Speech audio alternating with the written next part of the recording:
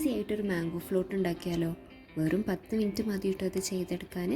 അതിനു വേണ്ടി ഒരു വലിയ പാക്ക് ഓറിയോ ബിസ്ക്കറ്റ് ഒന്ന് ക്രഷ് ചെയ്തെടുക്കാം. ഈ ക്രഷ് ചെയ്തെടുത്ത ബിസ്ക്കറ്റിലേക്ക് 2 table spoon melted butter add ചെയ്ത് ഒന്ന് മിക്സ് ചെയ്ത് സെറ്റാക്കി മാറ്റി വെക്കാം കേട്ടോ. ഇതാണ് നമ്മളെ ഫസ്റ്റത്തെ ലെയർ.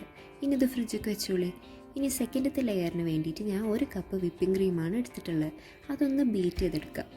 നമ്മൾ കേക്കിന് ബീറ്റ് ചെയ്യണ പോലെ നല്ല സ്റ്റിഫ് പീക്കൊന്നും ആക്കി എടുക്കേണ്ട ആവശ്യമില്ല കേട്ടോ, സോഫ്റ്റാക്കി ബീറ്റ് ചെയ്താൽ മതി.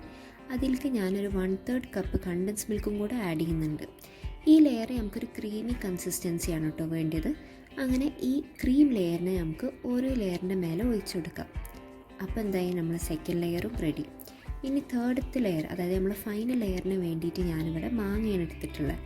മാങ്ങ നല്ല പീസാക്കിയിട്ട് മേലെ ഫുള്ളി കവറാകുന്ന രീതിയിലാട്ടോ ഞാൻ വെച്ചിട്ടുള്ളത്. എനിക്ക് ഇഷ്ടമുള്ള രീതിയിൽ വെക്കാം കേട്ടോ. അപ്പോൾ സിമ്പിളല്ലേ? ഒന്ന് ട്രൈ ചെയ്തിട്ട് കമൻറ്റ് ചെയ്യട്ടോ. ബൈ.